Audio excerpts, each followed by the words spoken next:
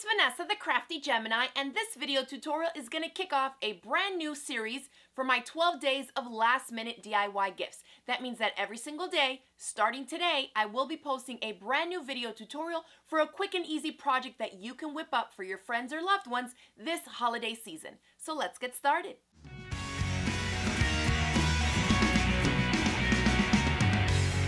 Now for this first project, we are kicking it off with something a little different. I'm going to teach you how to make my Quickie Crochet Headband, and I know a lot of you may or may not crochet, but don't worry because not all 12 days will involve yarn. We're going to mix it up a little because I found that based on your comments and your emails, a lot of you that sew and quilt also tend to knit and or crochet. So here's a quickie project for you. Let's go over the project itself and then we'll jump right into making it.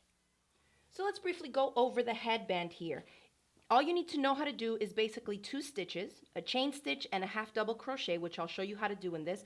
And you can see that we create this really nice texture and it's almost like a ribbing, so this will stretch out a lot. You don't want to make it a lot longer than your head because then it'll fit too loosely. So you really want it to have it finish a little bit shorter than the circumference of your head so that you can stretch it to get it on and it'll stay nice and snug without being too tight or slipping off easily.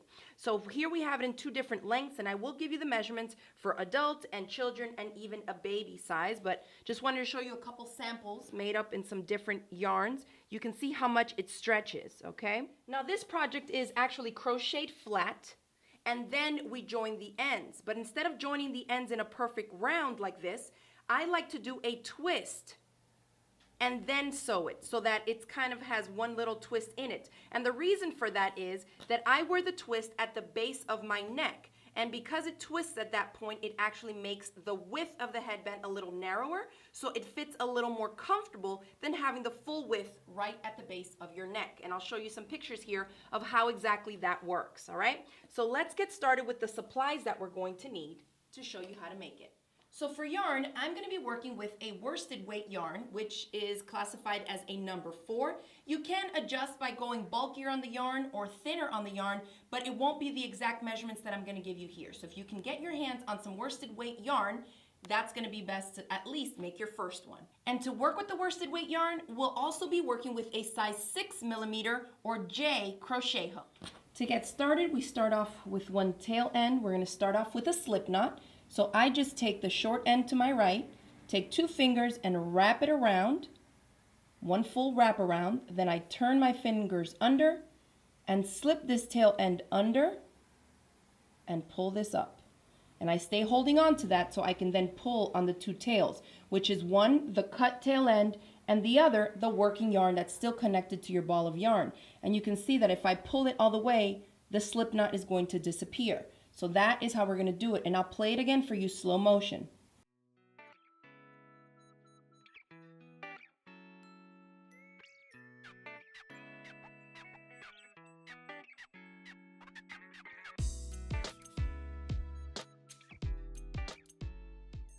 So all you want to do when you make the slip knot is to cinch it up just so that it's big enough to slip the crochet hook in, and then go ahead and tighten it a little bit more. Not super tight, but tight enough so that it just slides back and forth on the shaft of the hook. Now with the slip knot on our hook, make sure that you have the short tail end off to the right and that we're grabbing from the yarn that's still connected to our ball. So we're going to chain 8. 1, 2,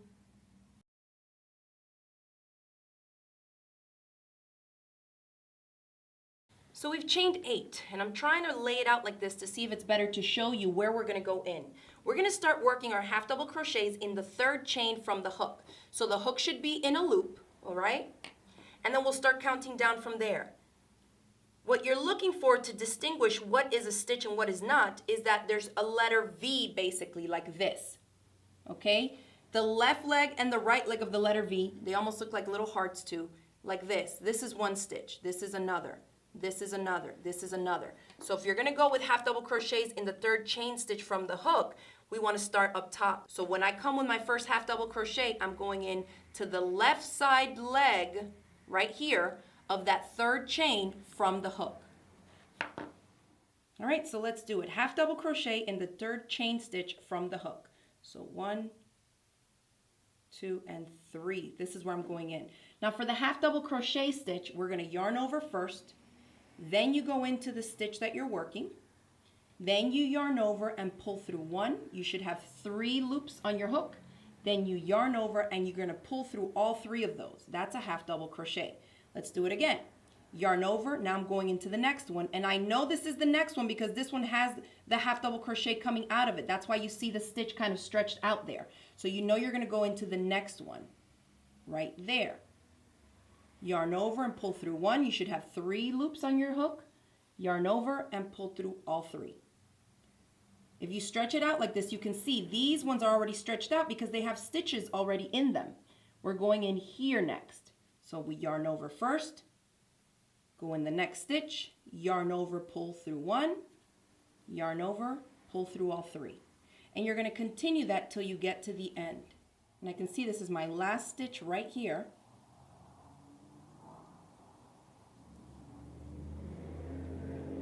We've completed the first row and we're down to the end. We know there's nothing left to work into because you can see there's no more stitches left.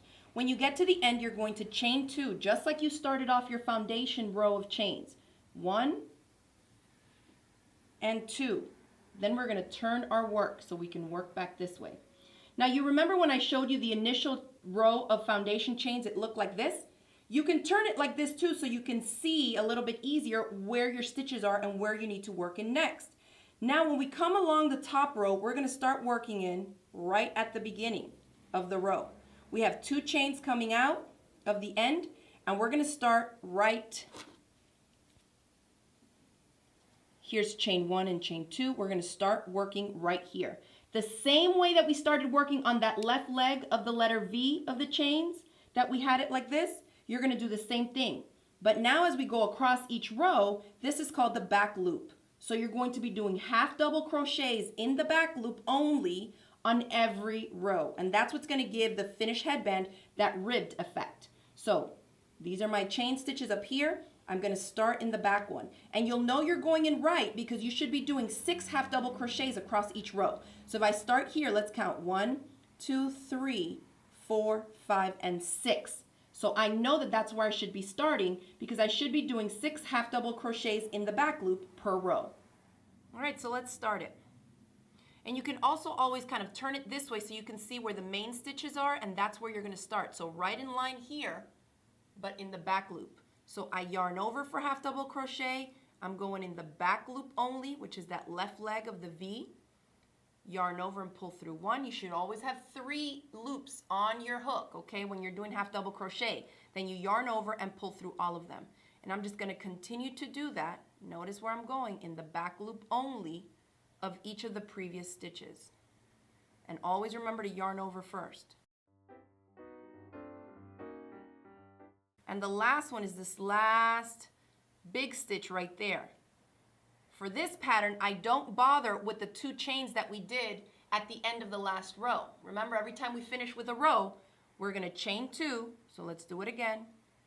1, 2, and then we're going to turn our work. So I'm only going into those 6 big main stitches. So now I have 2 chains there, turn the work, and we're going to half double crochet in the back loop only of each of those big 6 stitches. So you're going to continue to do this all the way until you have your desired length. Now I have some measurements for you if you're making this for an adult. And if you take a look and analyze what you're making, you can lay it on its side like this and you'll start to see it kind of goes up, down, up, down, up, down, because we're stitching in the back loops, and that's what's going to create that ribbed effect. And you can see that no matter what yarn you use, whether it's acrylic or something else, it's still going to stretch a lot just because of the stitch definition that we're creating here in this kind of ribbed finish with the half double crochets in the back loop. So continue to do the exact same thing until you reach the length for the headband that you want. All right, so this is going to be my last round. So when you get to your desired length, finish off. I'm going to go all the way to the end, just as I normally would another row. And when you finish, whatever your last row is going to be, you're going to leave. Remember, there should always be one on the hook, so just pull it up a little bit so you don't lose that. Grab your scissors and just leave yourself a little bit of a tail, maybe 10 inches or so, and cut it from the working yarn. Now we're going to fasten this off. So all I'm going to do is that loop that came off of the crochet hook and the tail end that I just cut is I'm going to feed that tail through the loop. And when you pull this, it's like the little slip knot. Now we're actually going to make a little knot, and that is what's going to keep that from unraveling on that end. So when you have your finished length of headband, let's do a quick measure and double check. Don't worry if you're like a little under or a little bit above. Okay, so I'm like 1/8 of an inch shy of 15 inches, which is going to be for my daughter, so about 15, that's perfect. Then you should have two ends, right? This is where we started and this is where we ended. So now we need our large tapestry needle so we can seam this together and weave in our ends. So this is my tapestry needle, and the bulkier the yarn, the bigger the needle eye, so that you can make it a little bit easier for yourself to weave this in through here for your sewing and for weaving in ends. So you can do this a variety of different ways. If you're a beginner and you don't know how to do this, I'm just going to go to the short end and weave this in. I cut it flush so it's a little bit easier, not quite as fuzzy to feed through my needle eye. And then all you're going to do really is just go over, under, in, under, and just kind of weave it through so that it doesn't come apart. If I just go straight through here, that's not really going to protect it from unwinding itself, at least for the tail coming out. I like to go in the tighter areas and just go over, under. There's no rhyme or reason to this, and I find that a lot of beginners want like a path of where exactly they should be weaving their ends, but there isn't any. So you just go over, under, and some of the more open spaces, avoid those because it'll tend to show more. So I just go through a few inches, and I tend to want to come back around in the opposite direction too, so that that's nice and hidden.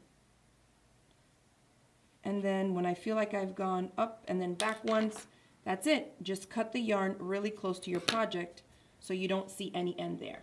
And that's how you weave in ends.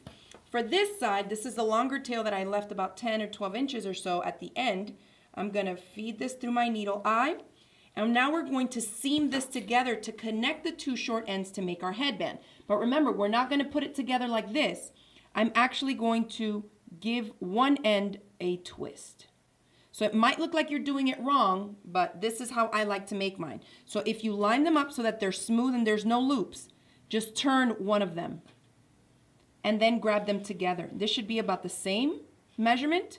So I just put them together here, and we're just going to do a whip stitch, meaning I'm coming from the top part. I'm going to come forward and through one little loop on this side and one or two loops on this side, whatever you feel like doing. Just make sure that you're grabbing, taking a bite from both sides so that it'll put them together and not have a hole in there. So again, I'm coming over from this end and that end. Make sure I'm going through both and just cinch it. Not super tight, but if you're using the same colored yarn, you'll see that it just disappears in there, those little stitches. And you don't have to do too many. I say maybe 6 to 10 stitches along this little short end is plenty. And when I get to the end, I'll make sure that I grab everything so this little end doesn't separate on me like that. So I'll go all the way to the end, grab one chunk of yarn from one end and a little from the other, so I cinch both ends in. And then we're just going to weave it in. So you see how that's already sewn together? Now I can just, again, like we did on the opposite end, go up and down and through any old place you want to. Again, I tend to go in one direction and then I bring it back.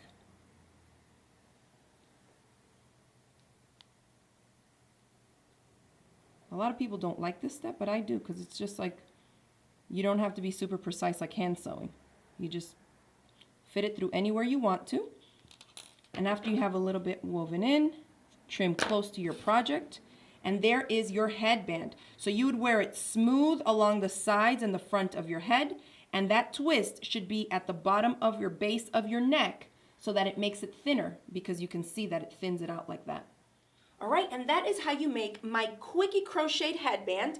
This one was 15 inches in length, so this is for a younger child. My daughter's 7 and she wears that one. And this one is for me. So you have some range there depending on how much stretch you want. Now you can leave these headbands just like this and just use fun colors in your yarn. Or I also have a really quick and easy step-by-step video tutorial on how to make these cute little crocheted flowers. So if you whip any of these up, these would look amazing to stitch onto your headband so that you can add a pop of color, texture, and a fun little embellishment on how to do this. So if you don't know how to make crocheted flowers, I will leave you a link to the video tutorial on how you can make these. And again, you can play around with different types of yarns and make them in a variety of sizes. And if you're wondering how to attach the flowers to your headband, all you have to do is, and I show you this in the video tutorial when I make the flowers, is that I leave a long tail. So then you would just get your tapestry needle, feed your yarn through here, and sew it just like we did to seam the ends together of our headband. You would just sew it in and out right around the spot on the headband that you want to attach it to. So I'm going to do that to this one because I think my daughter will like these two together. And that I think would make a super cute headband. And that's it for my Quickie Crochet Headband tutorial. I hope you enjoyed it. If you crochet, you're going to whip a ton of these up. And if you don't, go ahead and watch the video a couple of times so that you can get the hang of it and maybe give it a go. I also have a complete beginner series of videos right here on my YouTube channel teaching you how to crochet, teaching you some basic stitches and several different quickie and beginner friendly projects. So I'll include a link for those below. Check them out and remember to come back to my channel tomorrow because I'll be back with day 2 of my 12 days of last minute DIY gifts. And a quick reminder that if you enjoyed this video, go ahead and hit it with the thumbs up below. Feel free to share it with any of your friends and don't forget to click the subscribe button so you don't miss out on any of my future videos. Thanks again for watching and I will see you tomorrow. Bye.